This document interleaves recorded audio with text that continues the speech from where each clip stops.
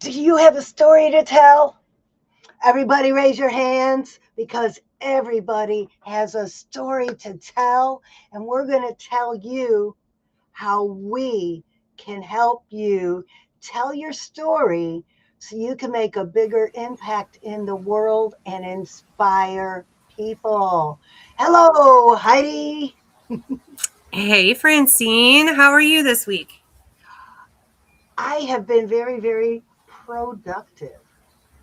Oh, right. I always like to hear that. Yes, very productive. I have been doing so many brainstorming sessions with potential authors for this Believe You Can anthology book.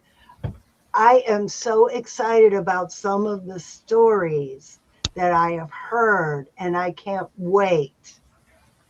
And all I want to say is if you are listening and you haven't decided to write your chapter yet, what are you waiting for? Well, I might have some ideas about what they might be waiting for. And so, part of what we're talking about in today's episode is ways to get started.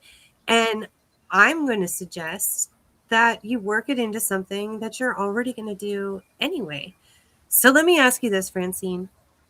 When it gets to be the end of the year, do you have any routines where you reflect on your successes and what worked and what didn't and kind of plan for next year? Do you do anything like that? I don't because I don't wait till the end of the year. I do that all the time. Every time I complete a project, I do an after action review. What went well? What could have been done better? And what could I learn from it? And I'll tell you, every step of putting together this anthology book program has been a learning experience. And I have learned so much and I keep learning. So why wait till the end of the year when you can go every step of the way and figure out what went well, what you can improve, and how to make it better? And I do have to agree with you that it starts to become a little addictive once you start doing this. Maybe um, you're doing it because everybody's talking about New Year's resolutions and stuff like that. So you're like, I'll give it a try. I'll see what this is like. But when you realize that you can apply it to like what you said, Francine, at the end of every project and be able to look at it and say, what have I learned from this? I just finished one of my diamond paintings this weekend, and I feel like I learned a lot from that project too. And every time I'm starting to pack stuff away, I do reflect about what did I learn about this? What is the new thing that I'm going to see if it exists because it would be better if this tool worked better or something like that, right? But have you ever thought about these little lessons at the end of each of your projects as a story? Absolutely. Oh, yes, absolutely. And sometimes the story just develops into a reel on social media. Sometimes the story gets tucked away in my story bank. So when I go do a 45-minute keynote address, I have all of these stories in my brain. Public speaking tip, everybody. That's how you do this. If you are not a public speaker and it's funny, if you're not a public speaker, most people don't want to be, but you're going to find that you need the skill sometime in life. I was just talking to another author about that today. And the best tip I could give is start collecting your stories. Put them at 1 to 2 minute stories. Rehearse them in your mind. Keep them a spreadsheet or old fashioned recipe box and go through them occasionally. Then, when you have to stand up and speak for 10 minutes, just think what 3 stories apply to what you're doing. And then all you have to do is attach an intro and a conclusion to it. You got your 10-minute speech.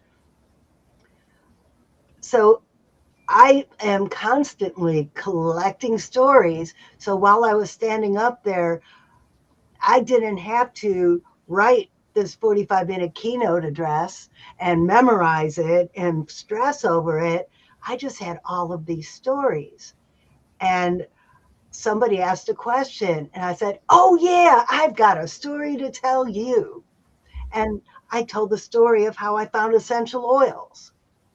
So that's something to keep in mind if public speaking frightens you. And you know that becoming an author means that you're going to have to get up on a stage or in a podcast or do some form of speaking. Just tell your little bitty stories like you're talking to your best friend, telling about what happened at the grocery store today. What I really like about what you're saying, and would work so fantastic for the music artists that I work with, because if you're going to get your music out there, a great way to do it is interviews. And, this is something that the Believe Retreat Anthology Project, we're going to be working on, being comfortable with doing these kind of interviews.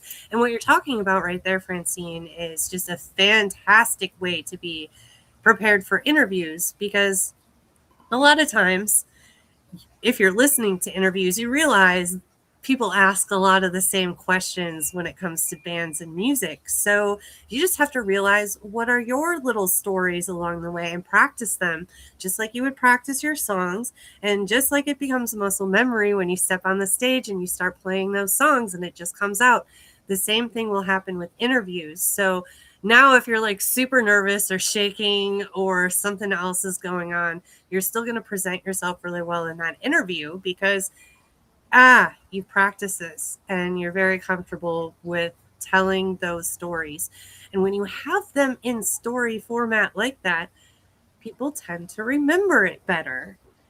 Right. And also, oh yeah, something similar like that happened to me. Oh my gosh, I can't believe it.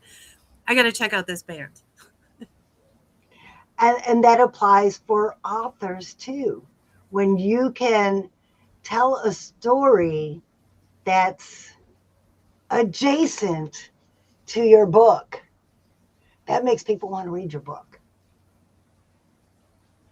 Yeah.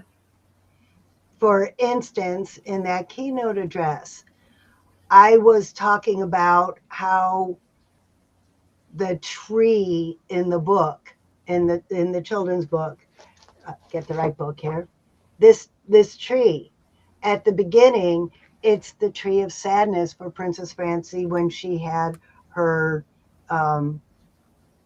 wound on her mouth, the scar on her mouth, and she was afraid to go to school.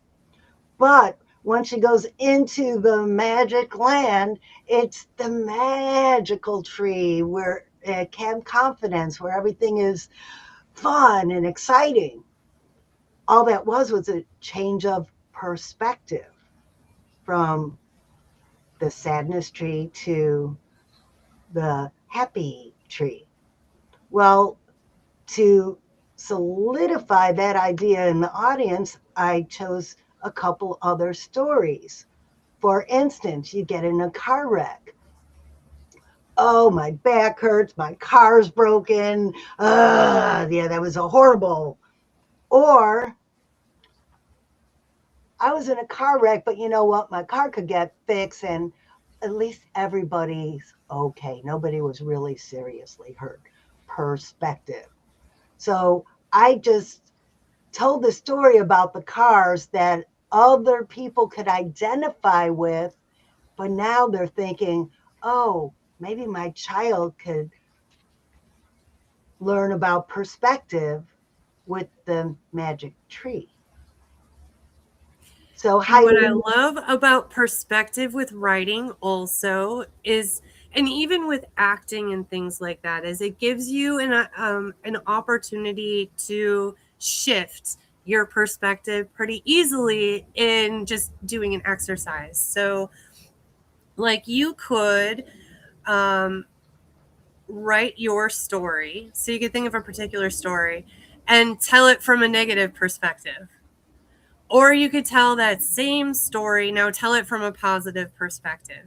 And it's going to sound like two completely different stories, maybe even like it's coming from two completely different people.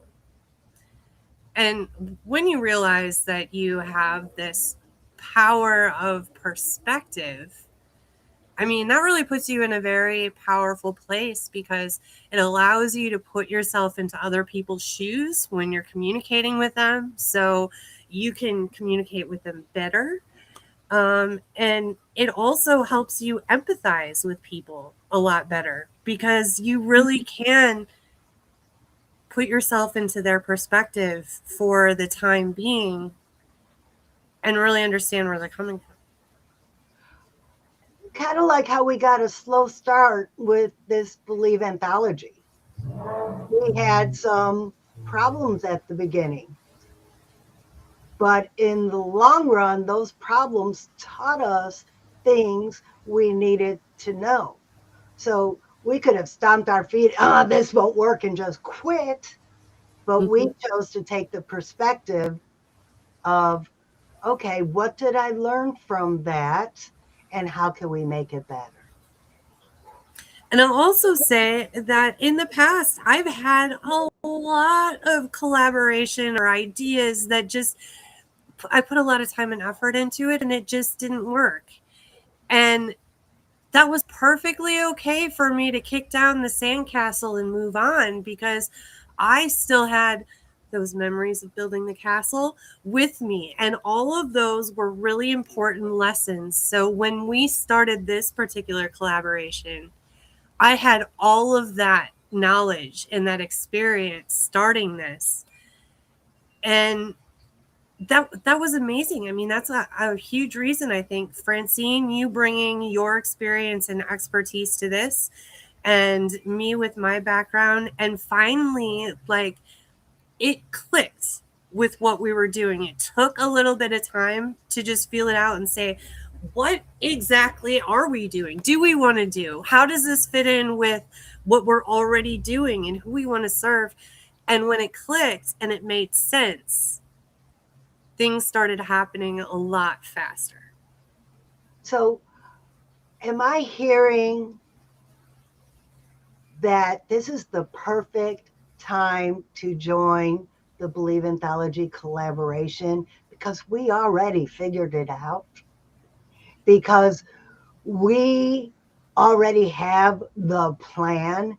Because if you have a story to tell and you're not quite sure how to tell it or how to get it published, we could help. And not only can we help you do that, but we could help make you a best-selling author. We could help you promote your primary endeavors.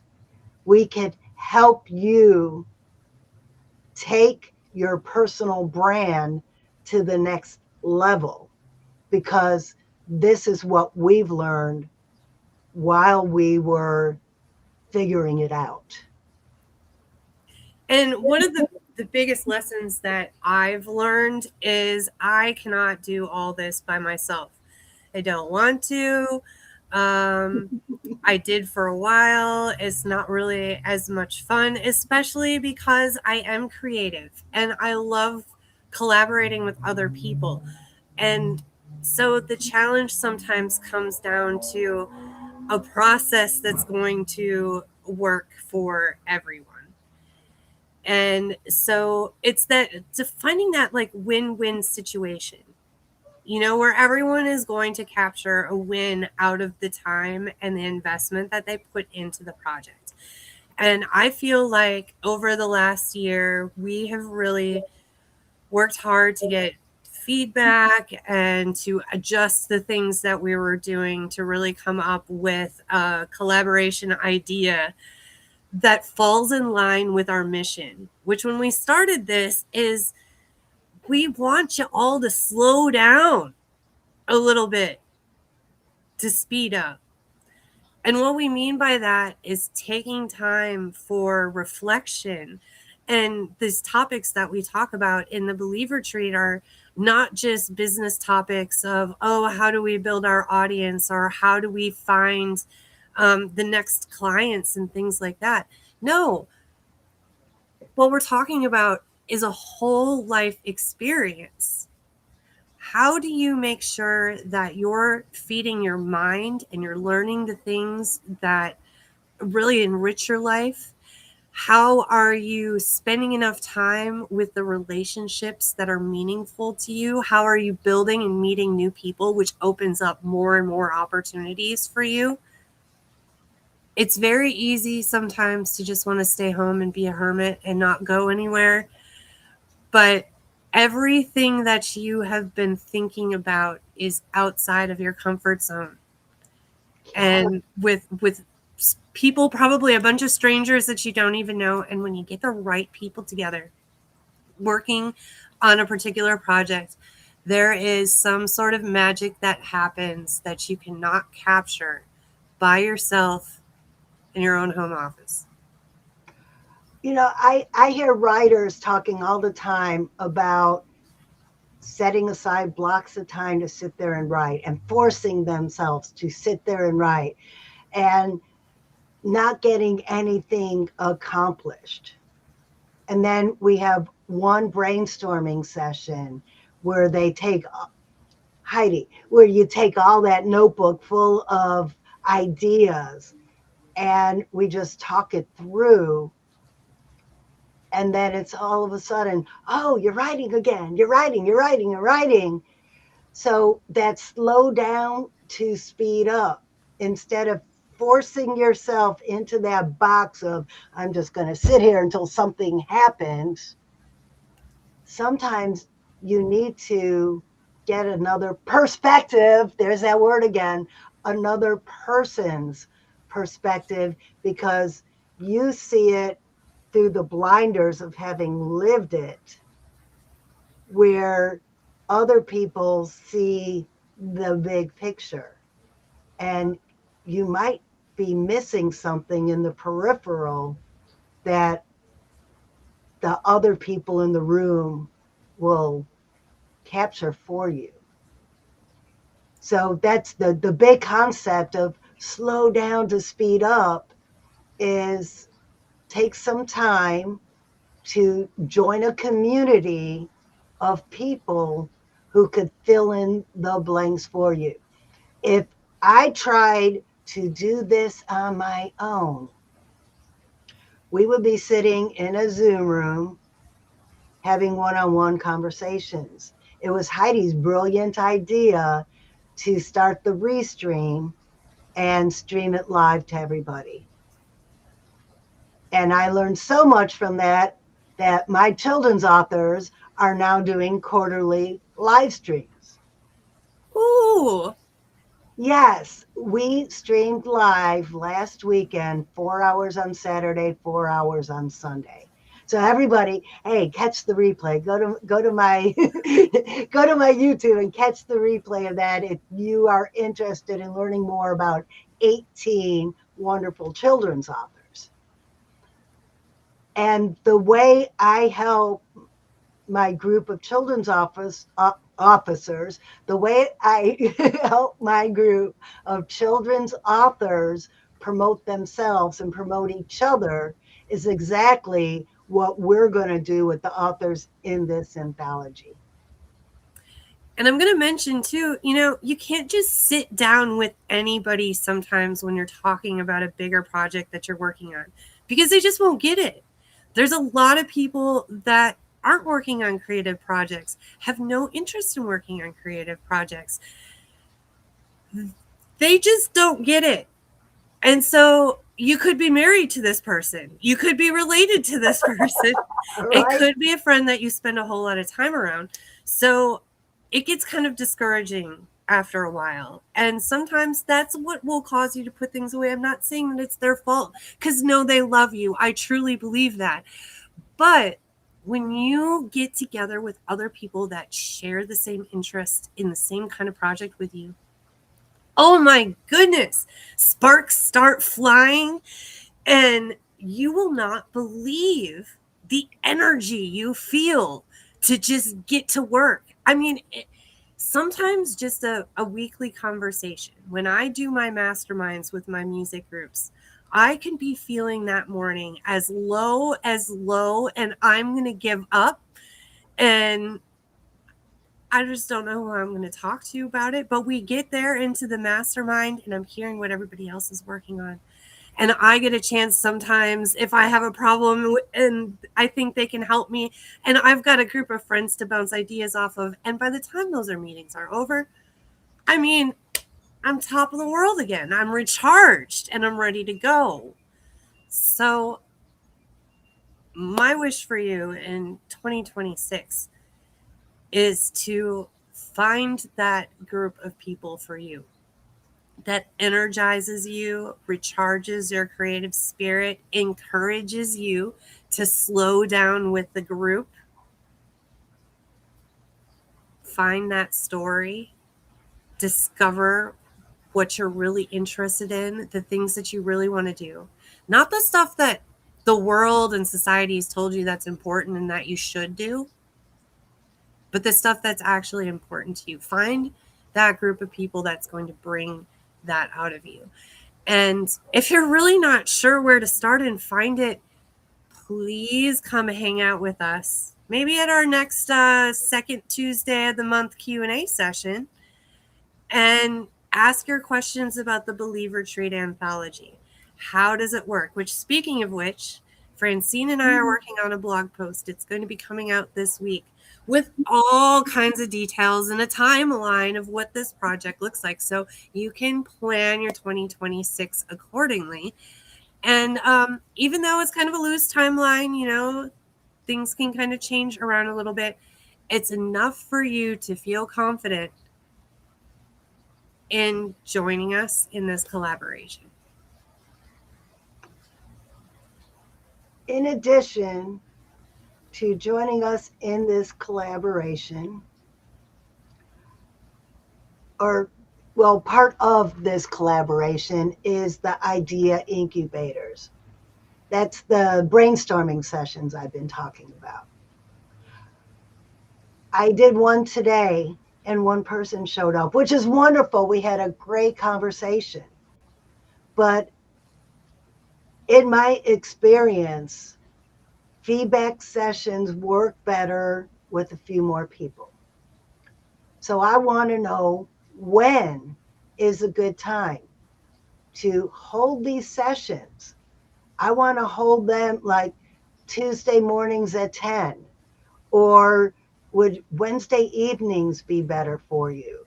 Or should I start to do some on the weekends? When are you available for these idea incubators? So I have an idea of when people are able to join me, because it is just so much more fun when more people are there. I love one-on-ones, but it's kind of like a fire. 2 pieces of wood like this, you light the fire and you get a little fire. You throw another log on the fire and it glows a little bit more. Throw a couple more logs on it and sparks fly. And that's what I like doing in these brainstorming sessions. And the more bodies we have in the room, the more sparks fly. It's like hot potato, but for ideas. I love it. Great analogy. Great analogy. Yeah.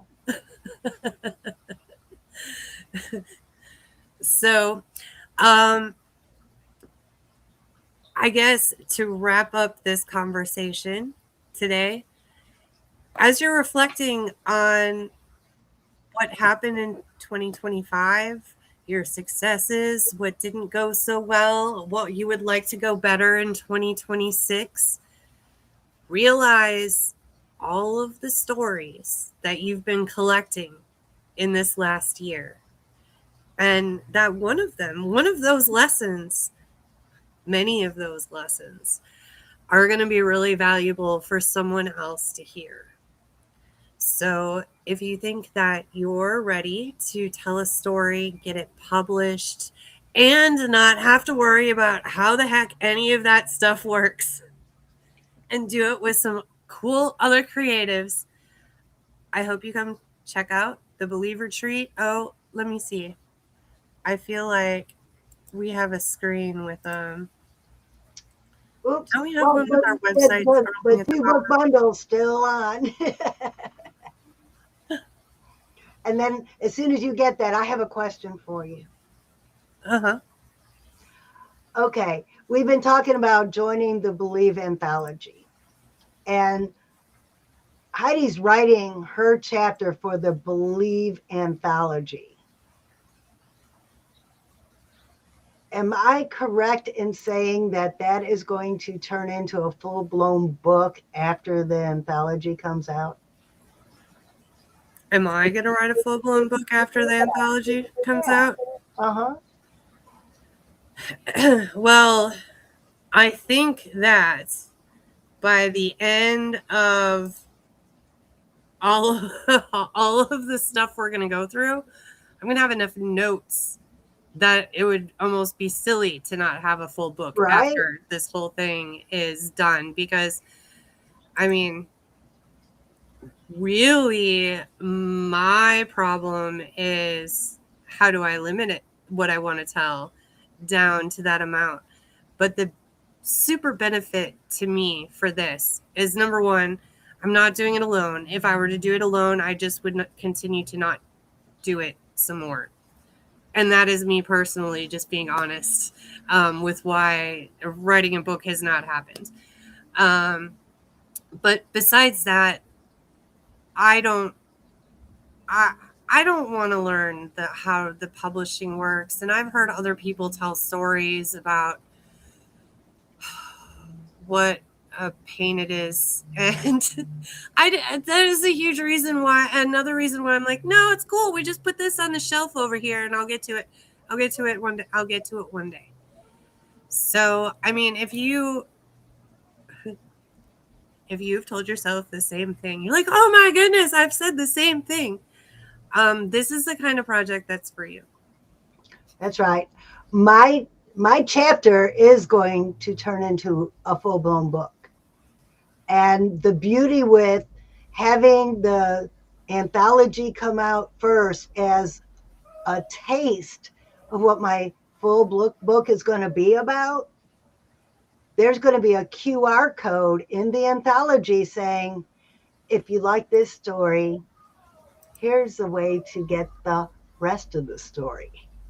So you can write 12 or 15 words, learn the process, and take that overabundance of notes and ideas you're going to have and write the rest of the story. Or instead of just pieces of the story in 12 to 1500 words, you could write the whole, every feeling, every scene, every person who was there with you during the events in a 150-page book, and say, I wrote a whole book by myself and have all the authors of the Believe You Can book promote it for you. And I'm very excited about the feedback, not only from the other collaborators, like as I'm writing the story, because I know that that's really going to help propel my progress. Because sometimes I get stuck just saying like, this is garbage. It's just going to go over here until I feel like figuring out what parts. Didn't I tell you that some of that garbage were your gems? Yeah, I would have just gotten rid of that stuff. Or, I mean, quite honestly, that piece of paper that it started it on probably would have gotten lost because this notebook's pretty much done. So, another week, this notebook would have been lost along with all of those notes, and we would have been starting from scratch all over again. So, already we have made some significant progress. Well, my chapter's done. My chapter's done. My chapter is already edited. If you want to know what the editing process is like, check out last week's episode. My chapter was edited live streaming for everyone to see. I'm also very interested to go through the editing sessions with Terry and being able to read everybody else's chapters and stuff as it's being done, because I have some weird questions about whether things should be capitalized or the period or the spaces. That's Terry's job. That's Terry's job. Sometimes it would be fun just to know. So I'm looking forward to those sessions as well. Maybe my actual writing will improve so it doesn't need so much editing in the future. Let's talk about that.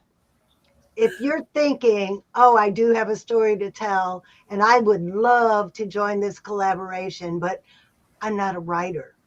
Well, guess what? We can help you with that too. We can interview you and get your words on paper and then fix it, make it more readable, send it to Terry. She'll give us ideas on what we could do to improve it.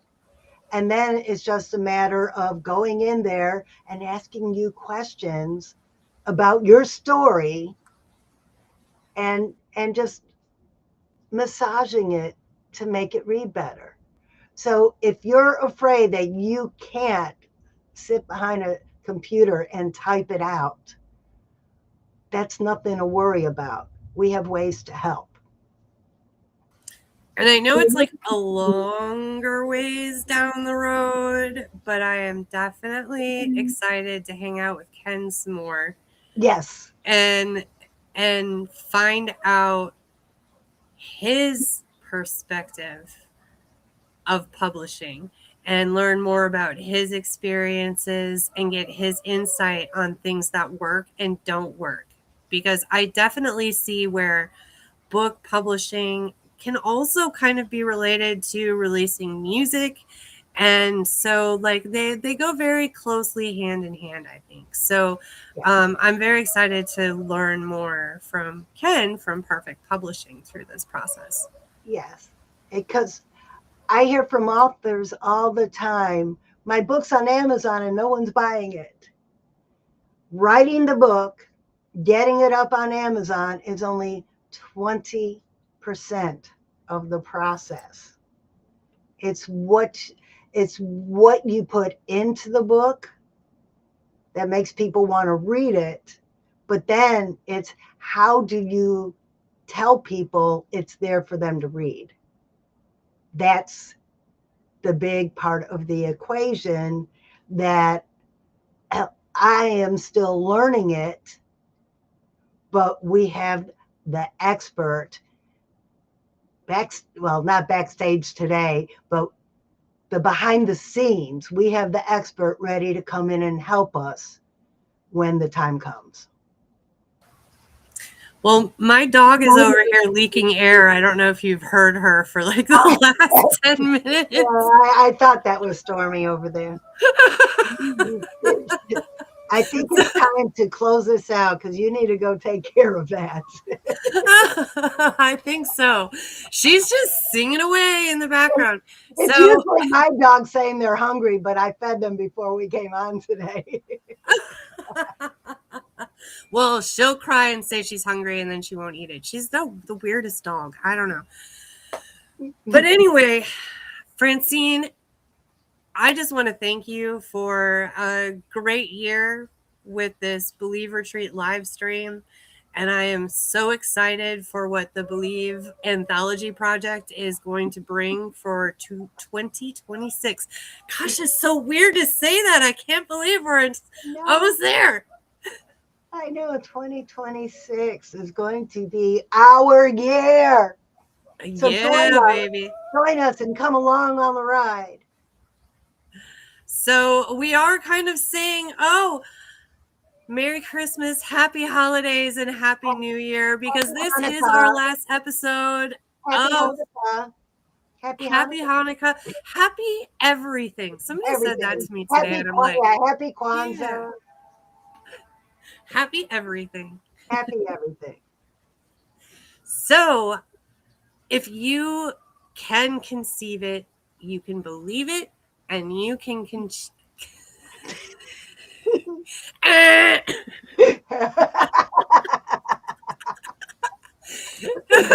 we thought that Heidi learned how to do the ending by the end of 2025. We just needed Turns out, no. We just needed a good giggle. It was a blooper reel. Yes. Okay, take two. If you can conceive it, you can believe it, and you can achieve it. From the head to the heart to the hands. Yeah. You can. All right, you guys. See you guys in 2026.